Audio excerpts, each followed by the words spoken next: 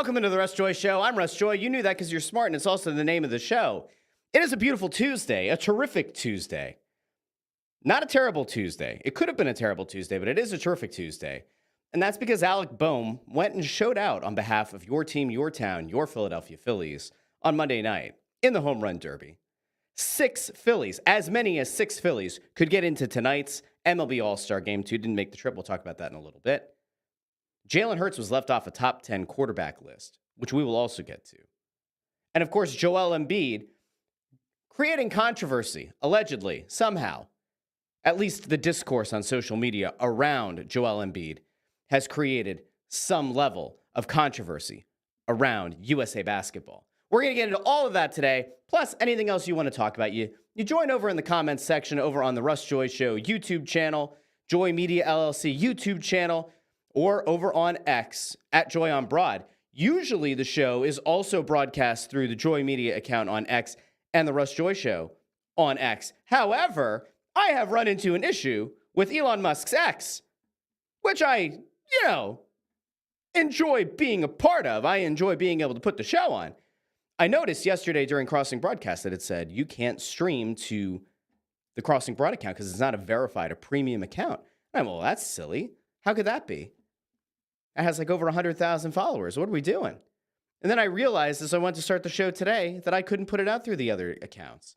So now I've got to go and manually put it out. So here we are. Welcome into the show. The best place to watch this, of course, is on YouTube at the Russ Joy Show. If you watch on the Joy Media account, I love and appreciate you just as much. I would actually encourage you that if you watch on the Russ Joy Show, you go and still subscribe to the Joy Media LLC account and vice versa because, well, one is for this show specifically, and the other one is kind of like your catch-all. It's a place that you can find this show and Snow the Goalie, and it's just wrestling all in one place. But subscribing to those channels, liking the video, sharing the video, and subscribing, that does help. I noticed that there was at least one 5-star rating over on Apple Podcasts, so I appreciate all of you in the podcast feed who did that. I have not checked Spotify. I would love to get to a point where we have a 5-star review or two. I'll read it on the show. If you like the show, you hate the show, you're indifferent, by all means, leave a 5-star review. I'll read it on the show. But it was a big night. If you were a Phillies fan and you went into last night, and we talked about this on yesterday's Crossing Broadcast, Alec Bohm was plus 1,300 as of yesterday around noon to win the Home Run Derby. Those odds jumped significantly throughout the first round. But Alec Bohm went into that competition last night very much the underdog, the longest odds to win, and ended up walking away from the first round of the Home Run Derby in first place, 21 home runs in the first round. It was a tie, but he technically was the leader. 21 home runs in the first round. A very line drive hitter. A guy who, if you paid attention, which I'm sure you did if you watched the Home Run Derby, was getting a lot of pitches up high, was just driving them out, a lot of line drive home runs. I had a little bit of panic. I will admit that as I watched the next 4 hitters, I was just very calmly trying to will him into the semifinals. And it happened, which was fantastic. But then you have the fear of all right, it's been at least an hour and a half. It's been an hour, 45 minutes. Is the guy going to be able to hold it together? Is he going to be able to get himself back into some sort of a rhythm? And the answer to that question was a bit of a mixed bag because he struggled when he came back from the break. In fact, he hit only 3 home runs before calling timeout. And then Alec Bohm did exactly what he's supposed to do. He took a moment with the rest of his teammates. They kind of pieced it together. They got themselves kind of worked out the same way that Vladdy Guerrero went and kind of helped out Teoscar, in his round, in his first round, where he was having a real big issue with trying to figure out where to locate the ball. And Vladdy goes up and says, left center field bullpen. All of a sudden, that flipped his entire home run derby on its head. Bohm goes and he meets with his teammates. And there were a few things. And if you looked at the thumbnail of this episode, you will notice that one of the things that his teammates brought over to him was a water jug, which was really funny because, well, the national announcers had a little bit of a hard time explaining what exactly water is and why Bohm's teammates felt the need to bring it over. And it was funny, too, because it was Bryson Stott on X last night during the home run derby went out of his way to say, get the jug, and get the jug they did. And we'll throw this up here on the screen. Bryce Harper brings up the water jug. And now, in fairness, in the first round, the water jug helped. And in the second round, in the semifinals, the water jug helped. Now, I don't know what's in that water. I don't know what's in there. I'm not sure. Performance enhancing? No. But it was funny. And, people like to talk about Bryce Harper being a guy who's a serial panderer. And, there's fairness to that. I think if at this point as a fan, you can't admit the fact that Bryce Harper panders, then we're on a totally different plane of existence, right? But it's good and it's funny. The cool thing about last night is that you had 5 other Phillies there as All-Stars supporting Alec Bohm. Now, 2 that didn't make the trip are Ranger Suarez and Zach Wheeler, both of whom are presumably injured to varying degrees, but neither of them made the trip to Texas. I have to be honest, I found that a little bit disappointing. And this isn't I'm not trying to stir up a controversy here, but I do think it's a little bit disappointing that you had 2 guys who were selected to an all-star team. Wheeler's been there before. Suarez, this was a really big moment for him. I get that you don't want to put a guy on a plane if he's injured, and I get that it's a long drive, so maybe there is no way to make it a doable situation. But I was a little bit bummed because here you are, you set a franchise record with 8 all-stars going to the game. It would have been a cool moment to have all 8 there. But anyway, you had 6 there last night, 5 supporting Bohm. And it was a really neat moment. It was a cool moment if you're a Phillies fan, because there have been so many years, especially in the last decade, where the Phillies almost felt like they were being kind of given the token all-star, where it's I don't know, this guy might have put up good numbers, but he's on a really bad team or an underperforming team. So there was something really neat about those guys all going out together. And I'm actually going to pop this up on the screen because if you haven't seen this one yet, this is actually pretty cool as well. Seeing all these guys out there supporting Alec Bohm in the home run derby. So you've got, there we go. There's everybody. That's pretty cool. The number of times in your life that you've ever seen this many Phillies in an all-star game, few and far between. Obviously, again, 8 set the franchise record. To have that level of excellence, to have that many guys out and able to support their teammate is really cool. I also have to say, I think these hats are fantastic. I don't know how you feel about them. Let me know in the comments. I think these hats were absolutely fantastic. Would I consider breaking one of my basic principles of buying a new hat every so many years? I think I would. I think they're really cool. Anyway, Bohm goes out. He does a few really neat things for his teammates. They're out there to support him. And here's another thing, if you haven't seen it yet, and people in the podcast feed, I'm sorry to you more than anybody because you don't get to see this, but Bohm went into the home run derby last night, and his bat had the numbers of his teammates on it. So they all look like, I would say they look like poker chips, right? But I thought that was really cool. A nice touch. Another way to kind of have his teammates with him there, putting their numbers on the bat. I thought that was really neat. Anyway, Bohm goes out, leads the first round in home runs, has to take an hour and a half off, gets himself back in. Like I said, 3 home runs. Then he takes the break. Then he goes on a bit of a tear. And the cool thing about the home run derby, and I think we are all aware of how this works, but a guy starts to see the ball better. And all of a sudden, somebody who was struggling 1 minute can all of a sudden put up 5 or 6 home runs in a row. And to me, an idiot, a person who never played baseball, a person who has absolutely no hand-eye coordination, I can't fathom how you can get in a locked in a rhythm to hit 5, 6 in a row. But we see it routinely. There was one cool thing in the first round of the home run derby, and it started with Bohm, and it was something that I made a comparison to, but there's something really neat about the camera work that they did in this home run derby, truly, I think. And one of the neat things that they did, you're used to seeing certain angles of watching the home runs go, and they had the hard cam was set up higher at Globe Life Field last night. So sometimes you had a little bit of a depth perception issue where you would watch the speed coming off the bat, and that typically told you if it was going to go out or not, depending on the hitter. But there were a few times, especially on Bohm's final out in the semifinal, where you're like, all right, we hope it's going out, you hope it's going out, and then it lands a few feet short of the wall. but because of where the hard cam was, it was a little bit deceptive. There was a really cool angle that I absolutely loved. And as I've now kind of leaned into this entire idea of bringing a million things up on the screen to start the show, I'm just going to keep it going. Now I can't stop, won't stop. I made this comparison last night, and then I actually found an image, and I'm like, wow, I was actually very spot on.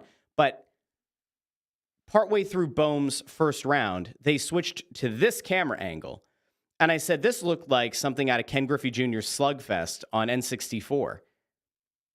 And I mean, in fairness, it's pretty spot on. And then the funny part was, I noted that, and like, what was it, 10 minutes later, Ken Griffey Jr. ends up on the telecast. And I don't know, as a 90s kid, as somebody who grew up in the N64 era, Ken Griffey Jr. will always have a very special place in my heart. And so I thought that was really cool. It was like a neat moment that he was there, that he was offering insight. He was talking. It was there was actually one of the cool bits of insight that he had.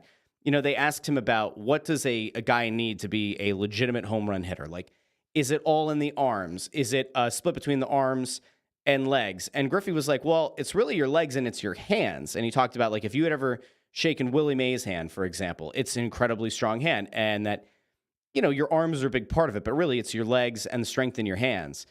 I thought Griffey was fantastic. That made me want to hear Ken Griffey Jr.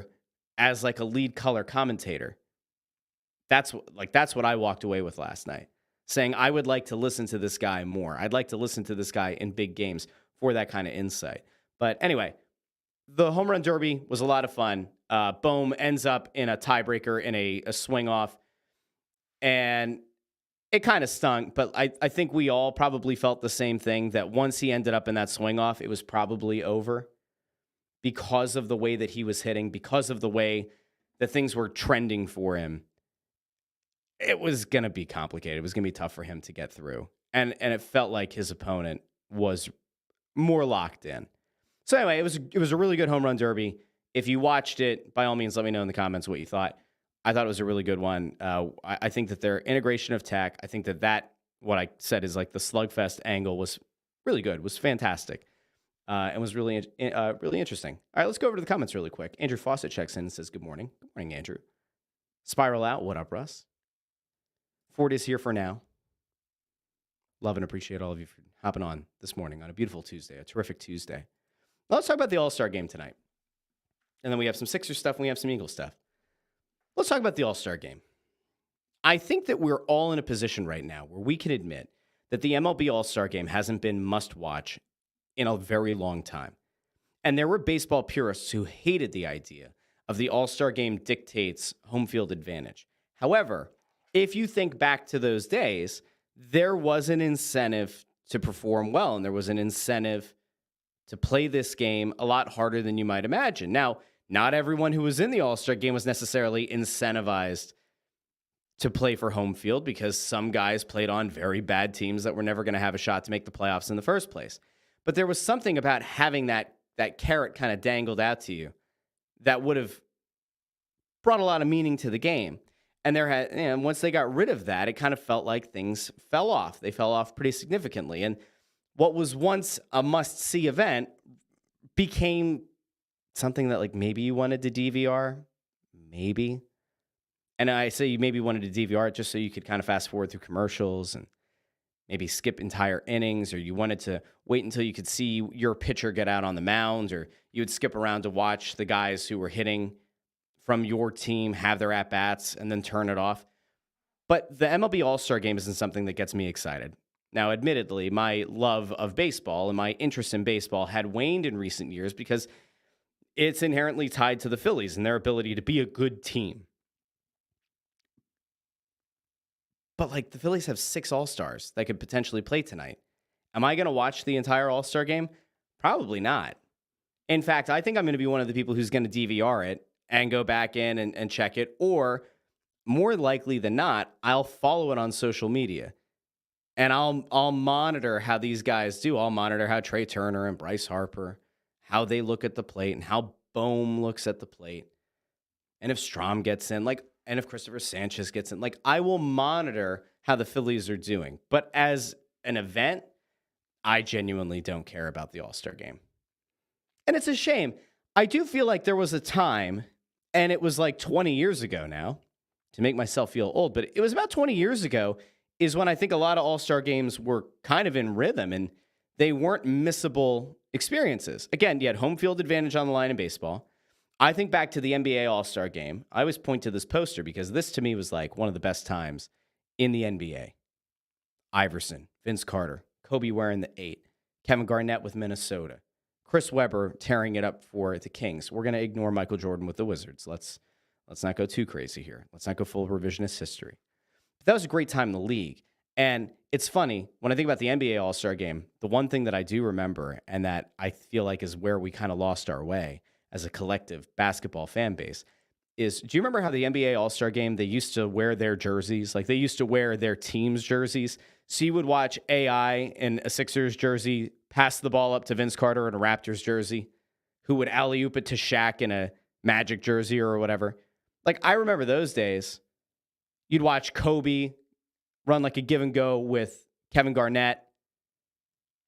To me, those were like the best days of the NBA All-Star Game from like when I was a kid. You can't hold it against me if I don't go back and watch games from before I was born. And if you do, that's just incredibly unfair, and you should feel bad about it.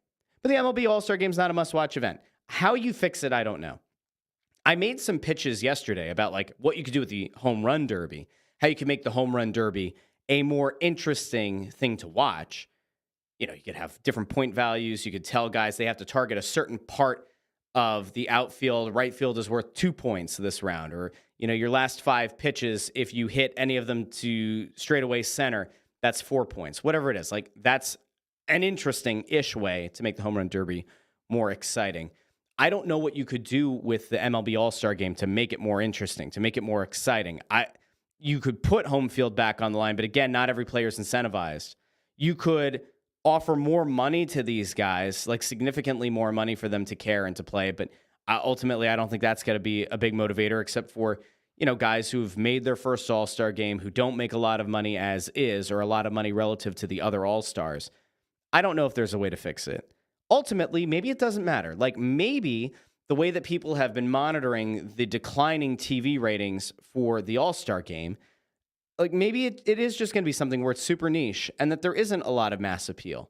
And as somebody who's a pro wrestling fan, like I get that. Sometimes you have a product that is very niche and isn't trying to market itself to a casual fan or to a casual viewer. Like maybe that's where baseball is going to end up. And while their TV partners might not be happy, and while they might not want to say, hey, you know what? These ratings suck, fix it. Like maybe the networks might say that. Ultimately, baseball might just have to, you try to make a couple of tweaks. You try to make it look like you're giving it your best effort. But ultimately, I think, again, this All-Star Game is best followed on social media. In short clips, short bursts. If anything happens, you're going to see it there. Baseball, to me, is a very clippable sport. Why sit down for 2 to 3 hours if you're watching a team that's not very good? Why sit down and watch those games when you can just follow along on social media? In the case of the Phillies, who are off to this incredible start, it's a little bit different because it feels like every game, every inning, there's something big happening. And you want to actually take in a great team while you can, because we have seen a lot of mediocre at best teams here.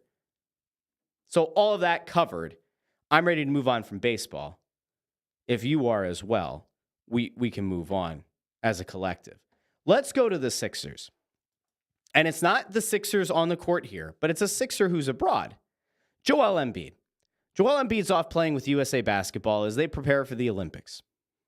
And there is already a controversy brewing. And it's not because Joel Embiid's done anything wrong. I want to be really clear. Joel Embiid has done absolutely nothing wrong to this point. He hasn't started a squabble with a teammate.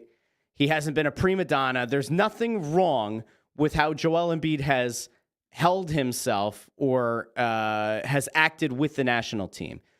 The real controversy right now seems to be on basketball Twitter, where people are trying to actively campaign for Anthony Edwards or Bam Adebayo starting over Joel Embiid, because they think this section of basketball X thinks that Joel Embiid and his style and the national team's desire or belief that they need to play through him in the post is causing them to not click on all cylinders, that he's gumming up the inside and that he's slowing down their pace of play too much. Now, we can, obviously, if you're a Sixers fan, you know that this is just kind of the cost of doing business. This is the cost of having Joel Embiid on your team. He is going to command the ball in the post, or at least that's where he's best suited to. He's not going to play a speedy style of basketball because he can't. He physically is not the same guy that he was when he broke into the league after playing at Kansas and missing a year. If you go back and you watch Joel Embiid, his rookie year, he ran like a gazelle. He looked like the most athletic, huge human being you've ever seen. He's not that guy now. And that's okay, because a traditional center doesn't necessarily have to be. The question has been, is having a traditional center really the best thing for this national team?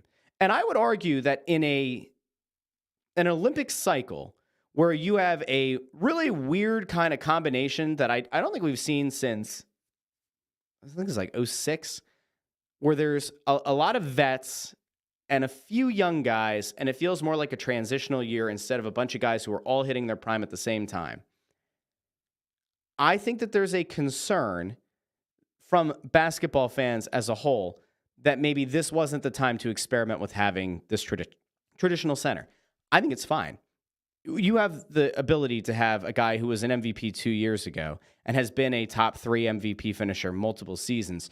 When that guy says he wants to commit to your team, you take that guy on your team. I will once again point out the fact that Anthony Davis, when he plays head-to-head against Joel Embiid, gets his ass kicked. I will point out once again head-to-head when Rudy Gobert lines up against Joel Embiid, he gets his ass kicked. I will line up once again when Nikola Jokic lines up against Joel Embiid, Jokic gets his ass kicked. Now, the result might not go the Sixers' way every time, but Joel Embiid heads up against some of the best bigs in the league, typically comes out on top, at least in that head-to-head matchup. Embiid is something that no other team in this tournament has.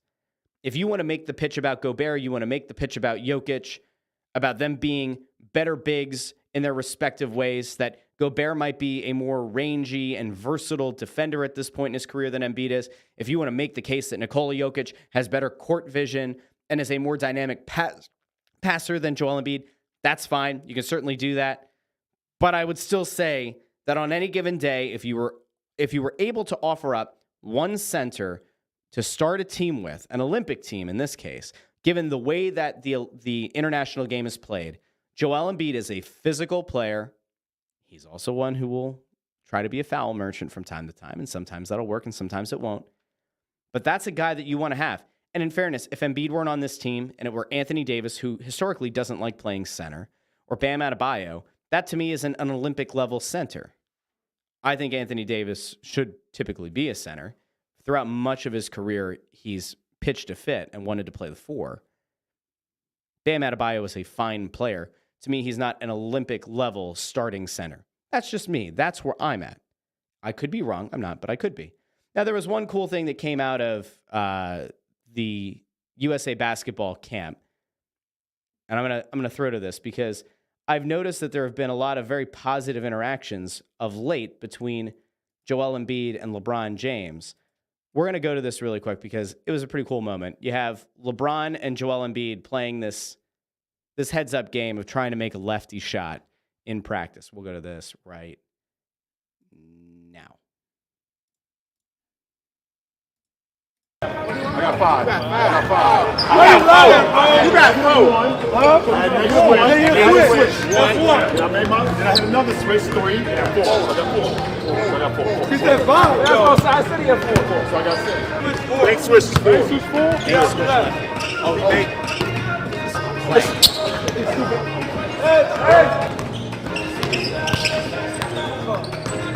Ah! Okay. Here's Embiid. Oh my God! I don't know what was going on with the right. Lefty bank switch.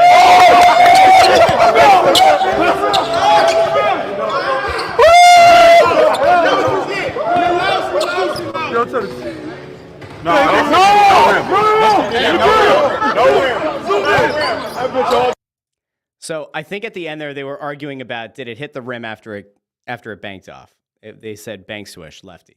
All right. Anyway, there's a cool thing here, and I'm glad that Nico pointed this out because he's right.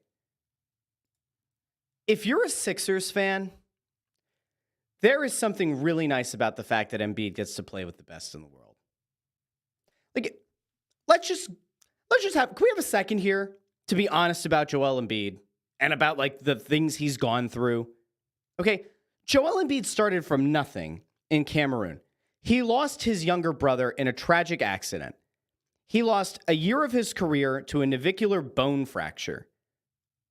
He's gone through multiple freak injuries, a broken orbital bone, multiple facial fractures, actually, multiple knee injuries, gastroenteritis a bunch of times. He's gone through things throughout his career that people have kind of labeled him as being injury prone. And in many cases, they've been freak injuries. Now, a big guy getting a meniscus tear, that kind of is what it is. You would expect it can happen, right?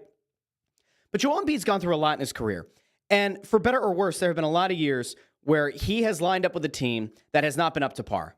He has lined up for a team that has been talent deficient. The thought that in his rookie year or in his second year that someday he would go on to become an American citizen, that he would decide to represent the United States, not because it was the easy way to potentially win a gold medal and help his legacy and all that, but because he has a son who's born in the U.S., and he said he wants to represent the country that his son is a citizen of. That same guy now has the ability to go to France, to go represent the United States of America, to be their best center, and to be a guy who actually gets to go and play with the best in the world. There is something really cool about that. And if you are a human being who has any level of empathy to think about all the things that this guy has gone through, and again, the tragedy around his brother, and then he names his son after his brother, which still like kind of chokes me up. Maybe it does to you too. The fact that this guy now finally gets to go out and take the court with LeBron James and gets to take the court with some of the best players that the United States has to offer is a really cool moment.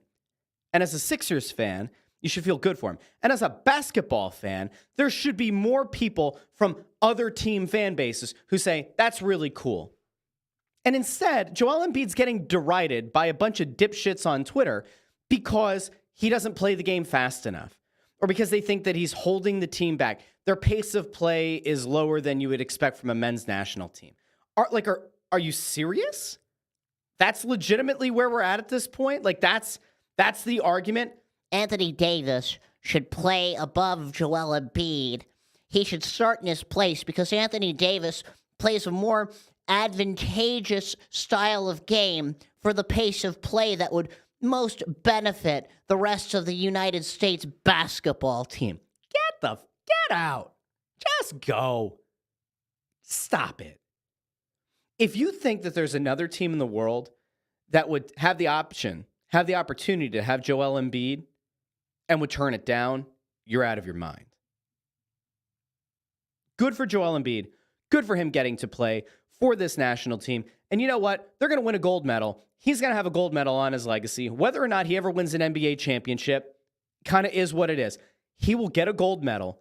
He'll have that on his Hall of Fame induction. He'll have an MVP, at least one. He'll have a gold medal, and good on him. And good for him. And I really do genuinely think that more American basketball fans should be appreciative of the fact that he chose to represent the United States. This bullshit narrative that he picked the U.S. because it's the easiest path to a gold medal is such nonsense. And if you listen to the guy and if you follow what he has been through, you would understand that there is a lot more to that decision than just taking the easy way. Joel Embiid, by the way, could have taken the easy way in the NBA. He could have, over the last few years of playing MVP caliber basketball and having poor teams constructed around him, he could have squawked. He could have publicly made it known that if this doesn't turn around right away, I'm going to want out. He could have waged a war in the media to try to get himself out of town to go play with another star. He could have said, I want to go play in Golden State with Steph Curry. He could have said, I want to go play in Los Angeles with LeBron James. And hell, if LeBron had said, yeah, I want Joel as well, and you had that hypothetical swap that people have brought up a bunch of times about Anthony Davis for Joel Embiid, that could have happened. He could have forced his way to the Knicks before they became the Nova Knicks. And instead, he's remained mostly quiet about his dissatisfaction with how this team has built rosters around him. And now, to his credit, and to Daryl Morey's credit, they have put together a very good roster. We talked about it the last couple of weeks. They have put a very good roster around him. But in the meantime, this is a really cool experience for him. And I know that we talk about, like, what is it like to recruit when you play at the international level? Is there really something to be said for going out and having the ability to recruit potential teammates? It's a little bit different right now. Sixers now have no cap space. They've given copious amounts of cash to Paul George. They've given a max extension to Tyrese Maxey. Joel Embiid himself is on a max deal. You're not trying to go out and get these guys now. What you are trying to do is kind of elevate your profile as a player on the international stage. And potentially, if one of these guys becomes a malcontent, or if down the line, one of these guys is a little bit later on in his career and is looking for a contract, and there are things that you can maneuver, that potentially there is somebody who wants to come here and play with Joel Embiid. And if not, that one of these stars goes back to their teams. And if one of their teams underachieve and you have a veteran player who might get bought out, well, now you have somebody who goes and says, hey, you know what? Embiid's a lot of fun to play with. There's something going on in Philly. There's something good brewing there. There is no downside to Embiid playing in the Olympics. I honestly, a few months ago, when it came out that Embiid was going to join the national team, I sat back and said, that's more miles on a body that can barely handle the miles of an NBA season. I have changed my stance. I think that from a legacy perspective, it is 100% worth it for Joel Embiid to play. I think that if the Sixers were legitimately concerned about him making himself unavailable to play the upcoming season, they would have had him, or they would have begged, they would have requested, they would have figured out a way to get it through to him. We really don't want you to play in this tournament. Kawhi Leonard backed out, right? Kawhi has been hurt. He backed out of the chance to represent the U.S. because of injuries and because of, I would assume, some pressure from the Clippers to not participate. If you can't be healthy enough for the team that's paying you millions and millions of dollars, how dare you, to an extent, go off and have a little foray in Paris. But anyway, good for Joel Embiid. It's a really cool moment.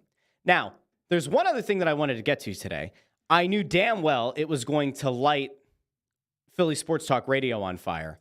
I knew this. I think we all knew that it was going to happen. Jalen Hurts was left off a top 10 list for quarterbacks in the NFL. And it wasn't just some dummy who decided to put this list out. It wasn't some just random jamoke. It wasn't a couple of bloggers who did it. And I say bloggers lovingly because, as we know, I got my start in this market as a blogger. But this was a situation where it was insiders. This is a situation where there were some executives on the poll. And Jalen Hurts was listed as not being a top 10 quarterback. And I'm still trying to understand why. Now, Jalen Hurts had a rough year last year. We, I think, can all agree on it. But the fact that he was left off of a top 10 list, 1 year removed from being a finalist, a top 2 finalist for the league MVP, is absolutely insane to me. Absolutely insane. I'm going to pull up the list here because we need to actually do a little bit of a deep dive into it. To me, it is such absolute insanity that you wouldn't have that guy who, in some ways, outplayed Patrick Mahomes head-to-head in the Super Bowl a couple of years ago. The fact that they wouldn't have that guy in the top 10 is absolutely crazy to me. Let me know in the comments below. Like, am I out of my mind for thinking that he shouldn't be left out of a top 10 list? I'm looking for this list right now. I had it pulled up and now it's gone. We'll get there in a second. Let's talk about what Jalen Hurts is as a quarterback. Jalen Hurts is a guy who is a dual threat. And yes, last year, as I've argued a few times, he was significantly injured. It never came out what his actual injury was or where it happened or when it happened. But I think it happened around week 4. He tweaked his knee. About 10 weeks later, I think he tweaked it again. And I think that ultimately it was a bullshit cop-out that he was blamed in large part for why last year fell apart, for why the Eagles went on a massive tailspin to end their season. I think the fact that he was hurt fundamentally changed their entire offense. Because when a dual threat quarterback can't be a dual threat quarterback, it has to change what your offense is. It has to. Here's the top 10 list because it's offensive to me. We're going to throw this up on the screen. And we're going to dissect this as a group of people. You can, again, join me in the comments or let me know after the fact. Top 10 list. ESPN survey of executives, coaches, and scouts. How do so many people get it wrong? All right, let's go. Pat Mahomes at number 1. Is anybody going to argue with Patrick Mahomes as a top 10 quarterback? Absolutely not. He is the best quarterback in the league. Joe Burrow at number 2. I'm taking crazy pills. Joe Burrow is not the number 2 quarterback in the National Football League. We'll come back to him in a little bit, but there's absolutely no way. No. Josh Allen at number 3. We could have a conversation about whether Josh Allen should be number 3 or not. Is he a top 10 talent at quarterback? Yes. Does he always play like a top 10 quarterback or a top 3 quarterback? Absolutely not. Lamar Jackson at number 4, the reigning MVP. Multi-time MVP, right? Like Lamar Jackson's number 4. Okay, fine. I have no problem with Lamar Jackson being a top 10 quarterback at all. Has he won a Super Bowl? No. Is he one of the best quarterbacks in the league? Of course. Matt Stafford at number 5 is fucking bananas. Like, seriously? Matt Stafford. Are we talking about the same guy? Matthew Stafford was good a few years ago. He's still a decent enough quarterback. He still has something left in his arm. The 5th best quarterback in the National Football League? No.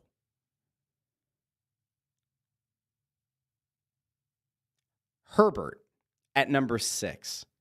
Somebody is nuts, or many people are nuts. Herbert is a good young quarterback. He's not a top 10 quarterback, or he's at least not a top 6 quarterback. What the hell are we doing? CJ Stroud at number 7. I happen to like CJ Stroud a lot. You can convince me, hypothetically, that CJ Stroud is a top 10 quarterback. I think he took a very bad Houston team and elevated them. And at that position, to be able to elevate Houston the way that he did and keep them in games and win them games, pull games that were from the jaws of defeat, I can make a case that CJ Stroud as a young up-and-coming quarterback should be a top 10. Aaron Rodgers at number 8, coming off an Achilles tear. Woof. Jared Goff, perfectly fine quarterback. Had a nice year for an upstart Detroit team. Top 10? Okay. Dak Prescott, who's never won anything. Dak Prescott, who has been surrounded by fantastic or really good at worst receiving corps. Had one of the best running backs in the National Football League for many years of his career in Ezekiel Elliott, and an excellent backup in Tony Pollard, and one of the best offensive lines. Top 10. Interesting. Now, apparently Joe Giglio said he doesn't think it's crazy to say Jalen Hurts is not a top 10 QB, and I think Keyshawn Johnson actually went on TV and bemoaned the fact that Hurts wasn't in the top 10. We have to have a conversation, all right? Let's talk about the top 10 quarterbacks in the NFL. And somebody needs to explain to me how Jalen Hurts isn't in the top 10. Mahomes, sure. Joe Burrow, maybe. Top 10, I guess.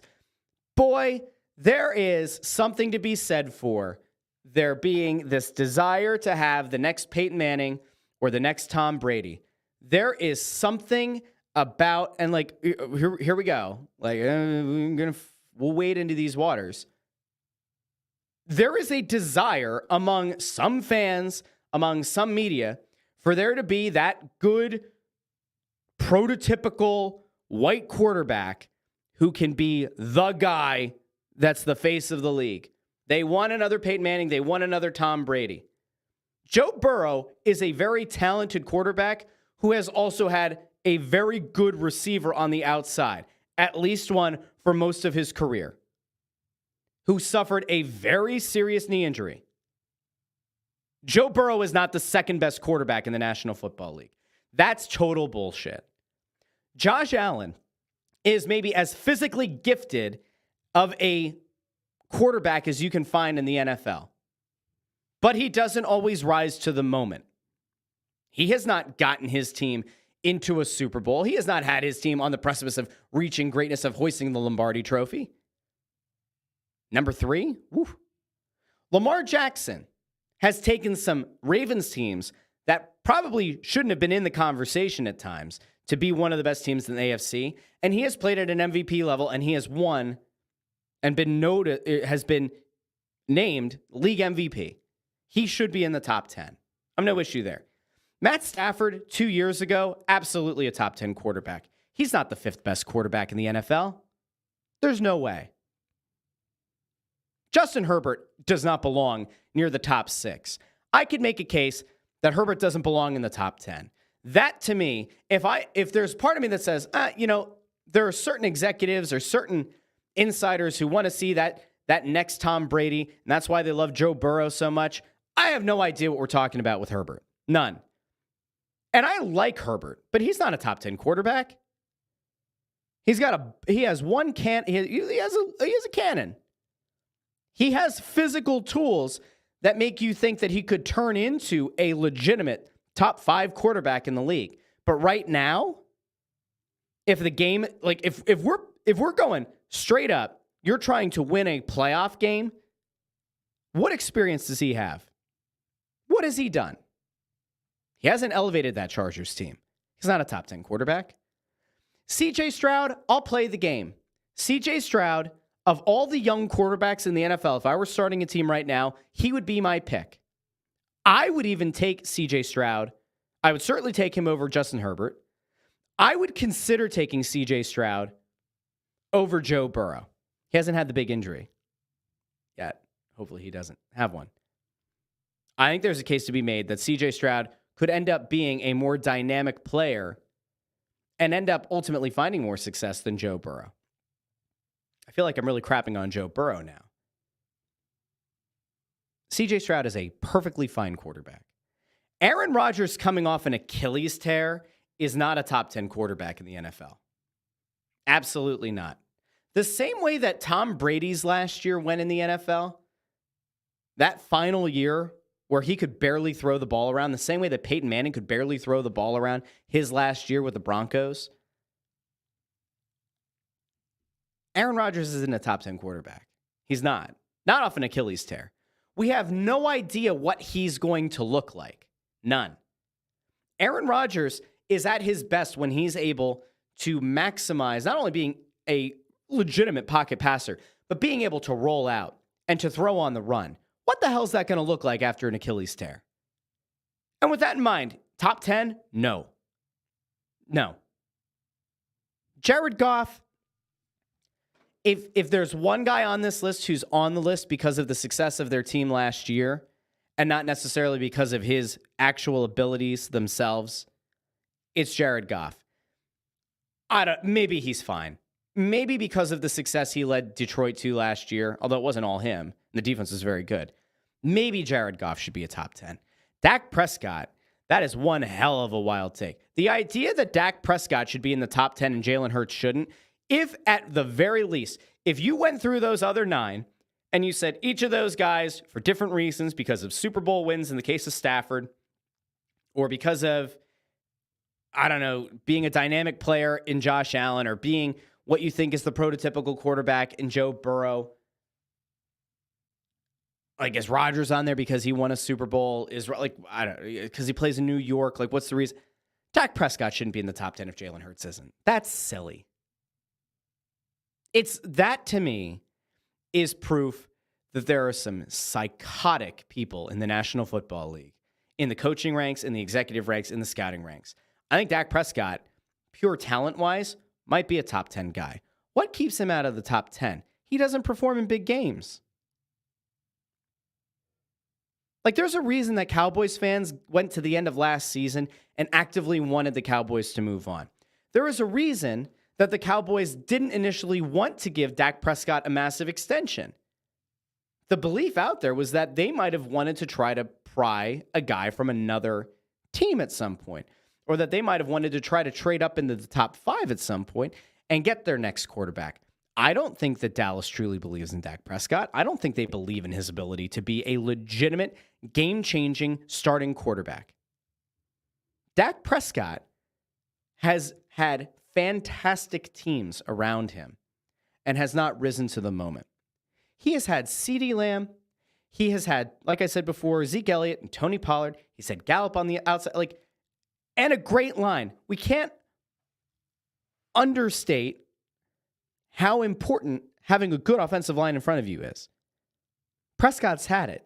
Hasn't been able to take the Cowboys to the conference championship. Hasn't been able to take them to the Super Bowl. Get to a Super Bowl, Dak Prescott can be on the top 10. And again, pure gifts, pure physical gifts, maybe. Maybe you could make a case that because he is a dual threat quarterback, he should be top 10 in terms of talent. But you can't have him there and have Jalen Hurts out. Now, whether you want to say that Dak Prescott is maybe more lethal on the long ball than Jalen Hurts, you can maybe make that case. If you want to argue that Dak Prescott has a longer track record of success or a longer track record of putting up big numbers than Jalen Hurts, well, that's true. He's been in the league longer. But there is virtually, I cannot imagine that if you legitimately asked every GM in the National Football League, you can today trade for Dak Prescott or Jalen Hurts, that you're am I really to believe that more than 20 teams are going to say, yeah, you know what? Dak Prescott's our guy. No. Jalen Hurts has been able to take an Eagles team to a Super Bowl. Again, he outplayed, for large chunks of that game, the best quarterback in the league, Patrick Mahomes. He had the Eagles on the doorstep of winning a Super Bowl. Last year was rough. He was hurt. He tried to play through an injury. Perhaps he should have taken time away. Perhaps it was an injury that he just simply could not take time off and it was going to heal on its own. Or it was going to take too much time and he didn't want to run the risk of the team cratering without him. Jalen Hurts is going to be healthy this year. And man, not only do you have A.J. Brown and Devontae Smith both back, you have them well paid. Not only do you have them, you have Saquon Barkley, the best running back that's been on this team since probably Shady, the best downhill runner in God knows how long. Yes, you don't have Jason Kelce, and that could potentially prove to be a complication. Jalen Hurts is easily a top 10 quarterback. I think it's actually kind of shameful in a sense that he's not on this list. There's actually something I meant to pull up before the show. And so I'm gonna double check it here. And I'm also gonna go out to the comments really quick because I know that there are some thoughts about it. Ford thinks that Hurts should be somewhere in the 8 to 10 range, which while I'm sitting here kind of angry about the idea that he's not a top 10 guy, I can make the case that just based on track record and based on past performance, he should be top 5. I can understand penalizing him a bit because of how last year ended and because of the precipitous fall that the Eagles suffered. I can understand it from that standpoint. And if that's why the executives and that's why the coaches and that's why the scouts ultimately decided to go against having Jalen Hurts in the top 10, I could kind of understand penalizing him, but not keeping him off the list entirely. I can't.